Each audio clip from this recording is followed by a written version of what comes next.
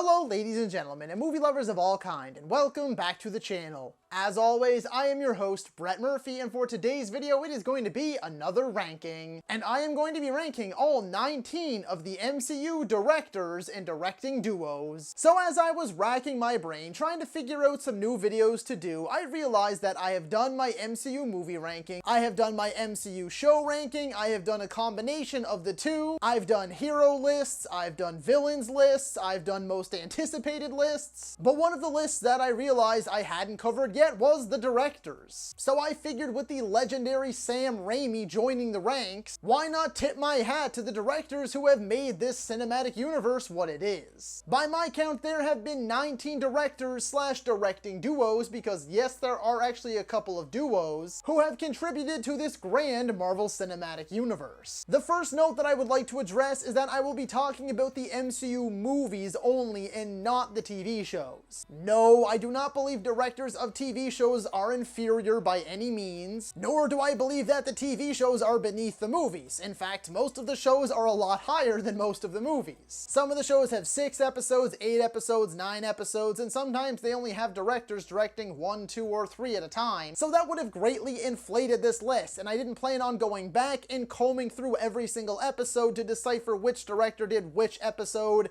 and you know, where their style shines through and all this other stuff. It would have just gotten far too meticulous for my liking. The next and final note is that I will be basing this ranking off of these directors' contributions to the MCU only. I will not be discussing or taking into account their previous works. So for instance, Sam Raimi, who is our newest addition, I will not be talking about his Spider-Man trilogy, nor his Evil Dead trilogy, just his contributions to the MCU. Nor will I be focusing on them as people or anything that has gone on in their personal lives that has been made public. I also wanted to say that this list is very much so a quality over quantity list. The list is not about who directed the most projects, because you could just look that up for yourself, you don't need me to tell you. But instead, it is those that I believe did the best work, had their own unique style shine through, and helped to shape this universe and turn it into what it is today. Before I get into the actual ranking itself, I just wanted to let you all know that I have an entire playlist dedicated to all of my ranking videos, so be sure to check that out, and I guarantee you'll find something you like. And so without further ado, let's hop right into things. Number 19, Anna Boden and Ryan Fleck. I want to start off by saying that I don't believe that either one of these lovely folks is a bad director. In fact, I feel they're both very capable directors. That's why I hate to say that they're the worst, because I don't feel that's really fair. It's more so fair to say they're just my least favorite. Not to mention, Captain Marvel isn't even my least favorite MCU movie, but I do think it's just fine, and that's the issue. It feels like the most typical, generic, run-of-the-mill MCU movie. There's nothing in there that helps it to stick out from the crowd. The jokes feel familiar, the action is pretty basic, the storytelling is really bare bones. There's just nothing about their direction that screams unique to me. Number 18, Louis Leterrier. I really did debate on if I should even include Mr. Leterrier on this list or not, because The Incredible Hulk is technically in the MCU timeline, but like, come on, it's really not. It doesn't feel like an MCU movie at all, and that's kind of part of the reason why I really enjoy it. It's the MCU movie that kind of feels the least like one. However, it doesn't contribute much to the universe, and it's a pretty generic action flick. I love the design of both the Hulk and Abomination, and I actually do like the increased focus on Banner. The action is well shot, and the Hulk does genuinely feel incredible. Number 17, Alan Taylor. Despite Thor: The Dark World being my least favorite MCU movie, I certainly don't place all of the blame on Taylor. At the time that he was called upon to direct Thor: The Dark World, he had already directed 6 episodes of Game of Thrones, including some of the show's best episodes like Season 1, Episode 9, Baelor, aka the episode where Ned Stark dies. And I'm sorry, but if that is somehow still a spoiler to you 11 years later, then that's your own fault. I'm assuming that's why he got this directing role, and I do feel that he took a lot of his experience from Game of Thrones with him here. I love the look of the Dark Elves, I love their lore, and it was exciting getting to return to this reworked version of Asgard. It is a much darker and colorless movie, but I think it suits the tone Taylor was going for. Number 16, Kate Shortland. Though the Black Widow movie did feel a little too late, it was certainly a movie that needed a woman's touch. And that is exactly what we got from Kate Shortland. One of the MCU's most personal stories. I felt the family element was executed perfectly. The action wasn't great, it felt a bit too fake and artificial, almost like they forgot Natasha's just a human and not a super soldier, but I also do adore the opening credits montage, possibly my favorite MCU opening. Number 15. Joe Johnston.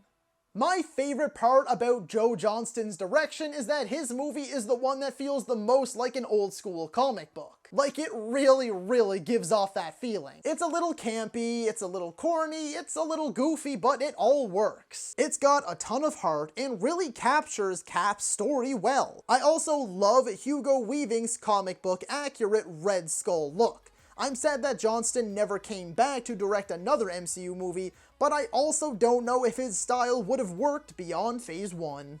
Number 14. Scott Derrickson. Though I do really wish that Scott Derrickson got to flex his horror roots and style a bit more, I still really do love what he did with the first Doctor Strange. Not the most unique movie in the universe. In fact, there are plenty of elements that feel pretty typical for the MCU. But what I really give this movie credit for is the visuals. There has yet to be a trippier and more visually perplexing movie in the MCU. I love the mirror dimension, Dormammu's dark dimension, the whole trip Doctor Strange takes when opening his eye when meeting the Ancient One for the first time, or discovering and experiencing the mystic arts for also the very first time. Number 13. Destin Daniel Cretin. This one was a pretty tough one to place, but what I love most about Destin Daniel Cretin's direction and Shang-Chi in general is the exploration of Asian culture. I love the way the martial arts are shot. I love everything with Lee, Shang-Chi's mother, and Michelle Yeoh's character, like their fighting style is so graceful and mesmerizing. I love the 10 rings themselves, the creature design, all of it is so unique and unlike anything we've seen in the MCU. I'm thrilled he's coming back for the sequel. Number 12. Kenneth Branagh. The first Thor movie ends up pretty low on my ranking as well, but I do have to give credit where credit is due. Despite bleaching Chris Hemsworth's eyebrows, every decision Branagh and his team made when bringing Asgard and all of its magnificent lore to life was spot on. I would say Asgard looks its best here. I love the costumes, the decor, I love the Bifrost, all of it still looks absolutely stunning and feels so magical and otherworldly. I think the movie is a bit of a bore story-wise, but Branagh's direction and visual eye are exceptional. Number 11. Shane Black.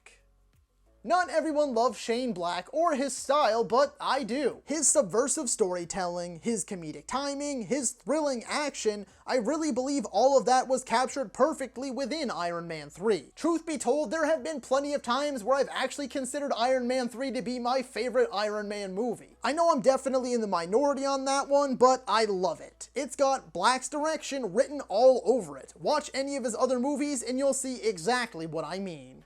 Number 10. Peyton Reed. I don't love the Ant-Man films either, like so many people seem to. I do like them though, and I think that they're the MCU's best when it comes to their comedy. And that's where Peyton Reed and his direction come in. The comedy is well-timed and genuinely hilarious, especially the montages with Michael Peña's narration. Reed also captured Ant-Man and the Wasp's abilities flawlessly. We all knew in the build-up to the first Ant-Man movie that this character's abilities were going to be really hard to capture, and I was super impressed by Reed and his team's work. While the action, cinematography, and whatnot is nothing special, but those other elements as well as them giving us the quantum realm and how they managed to capture that has won my respect and admiration. Number 9. Chloe Zhao. This may be another controversial placement because I know many people out there really don't like Eternals. But once again, I do. In fact, I think it's a great movie and one of the MCU's most original works, and likely the MCU's best looking project to date. That's where Zhao's direction, writing, and ambition come into play. the grand epic scale, some of the most beautiful shots in recent memory, not just in the MCU but in general, a story that spans millenniums, the costume design, the way each hero's powers and abilities are uniquely captured, the creature design, all of it worked for me. Based on the very mixed reception and the low box office return though, I highly doubt we'll see Chloe back. Number 8. Joss Whedon. Say what you want about Joss Whedon, love him or hate him. I know a lot of stuff has been brought forward lately about his reportedly abusive on-set behaviors, dating all the way back to his Buffy the Vampire Slayer days. And I am not excusing that whatsoever, hence my warning at the beginning of this video. I'm not talking about him as a person, solely just about his contributions to the MCU. Because despite everything that has come out about him since his last directed MCU project, that doesn't change the fact that everything, and I mean everything, truly the entire MCU's future was riding on that first Avengers movie. And it totally delivered. It captures that comic book-y feel quite well while also being grounded enough in reality. The chemistry of the cast, the comedy, the costumes, the Battle of New York, it was all executed perfectly. Age of Ultron is more of a mixed bag for most people, but unsurprisingly, because apparently I have plenty of hot takes this video, Age of Ultron is actually in my top 10 for the MCU. I think it's another hit that expanded the universe, furthered many characters' arcs, and set up well for the future. Number 7. Ryan Coogler. Ryan Coogler hasn't directed much yet, but everything he has directed has been an absolute banger. Black Panther chief among them. The world of Wakanda was brought to life better than I could have ever imagined. The visuals are mesmerizing, the story is captivating, the history of this world is so rich and expertly explored. Yes, the CGI isn't always flawless, and that final fight is definitely a dud, but everything aside from that is phenomenal. All of this has me absolutely chomping at the bit for Black Panther Wakanda Forever, so I can see what Coogler does next. Number 6. Taika Waititi.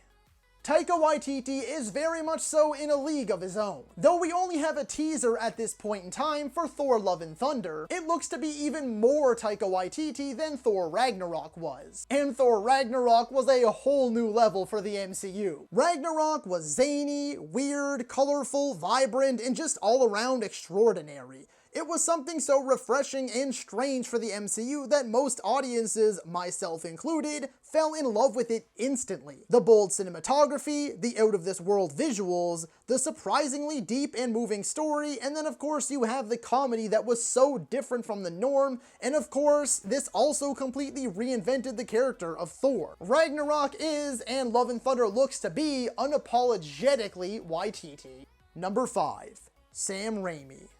I probably sound like a broken record at this point if you are a fan of my channel or have been following my Doctor Strange videos recently, but I do truthfully and honestly believe that Multiverse of Madness is the most uniquely directed MCU project to date. The cinematography, the editing, the transitions, the visuals, the Danny Elfman score, all of it is undoubtedly and undeniably Sam Raimi. I love the story's surprising groundedness, its deeper and more personal themes. Wanda as the villain, but also the continuation of her heartbreaking story, alongside the next chapter in Strange's story, were all executed marvelously. I love Raimi as a director, and I am so happy to have him back, and dare I say it, back at the top of his game. Yes, I do believe the old Raimi is back, and I really do hope to see him direct more MCU projects in the future. Number 4. James Gunn. Though James Gunn's journey with Marvel Studios has been a windy road with plenty of twists and turns, Guardians of the Galaxy Volume 3 just wrapped filming, and this will likely be the end of his journey with the studio and with these characters. When James Gunn entered the scene in 2014 with the first Guardians movie, he completely changed the game and reinvented the wheel. He took a group of relatively unknown outcasts and turned them into global icons and some of the most popular heroes out there. The movie itself got rave reviews, blew up at the box office, and shifted the entire tone and style of the MCU going forward. Though Guardians of the Galaxy Volume 2 didn't quite have the same impact, it has continued to grow on me with its superior character arcs, incredible visuals, killer soundtrack, and vibrant color palette. Number 3. Jon Watts. I did honestly have a really tough time placing Jon Watts. I do think that the first two Spider-Man Home movies are great, but when it comes to my ranking, I think they're more so mid-tier MCU. I enjoy them, but there's nothing really unbelievably special or remarkable about them. However, not only did No Way Home blow my mind and exceed my every expectation, but it also sent me back to the beginning and had me re-evaluating those first two movies. Really, this whole trilogy acts as a sort of origin story for Tom Holland, Spider-Man, and Peter Parker. That was an online theory and interpretation that I didn't really take to at first, but after a rewatch, I really have to agree. And that journey in the MCU is among my very favorites. Spider-Man being my favorite Marvel character and one of the fictional characters that I have related to the most in my life. I think the first portion of his character arc within this trilogy is some of the best comic book media out there. Watts' style is very apparent as each of these movies feels the same as the next in all the right ways. They are very consistent and stand out from the others in the MCU. Number 2. Jon Favreau. Yes, ladies and gentlemen, it is the man that started it all. No, Iron Man may not be my favorite in the MCU, and Iron Man 2 may be among my least favorites, but that doesn't change the fact that without this first Iron Man movie, without its success critically, without its success financially, there indeed would be no MCU. Favreau nailed it. The story, the dialogue, the comedy, the action, the visuals, everything top to bottom was executed flawlessly. I don't know if Robert Downey Jr.'s casting was Favreau's work or not, but the two of them worked magic together. Looking back at it all these years later, that first movie was something of an anomaly, and does genuinely feel so small scale now. But at the time, we never could have guessed what had just begun, and then would subsequently go on to dominate the world for the next 2 decades and possibly more. And it all started with this one man and his ambitions. Number 1. The Russo Brothers.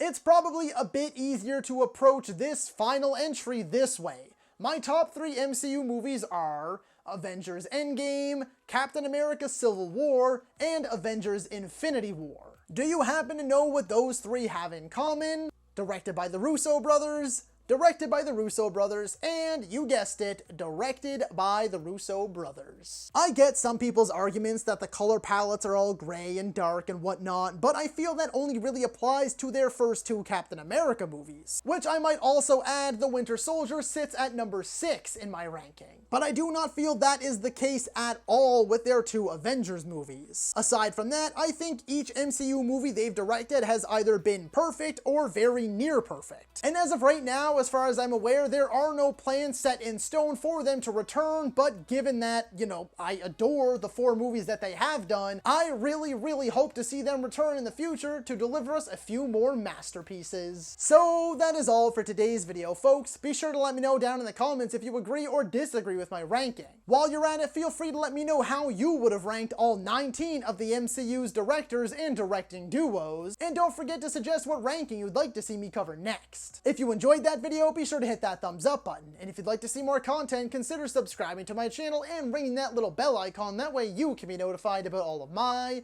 latest uploads. And as always, stay safe, thank you so much for watching, and that's a wrap. Hey you, yeah you, if you made it this far, just know I appreciate you, and while you're here, consider hitting that subscribe button.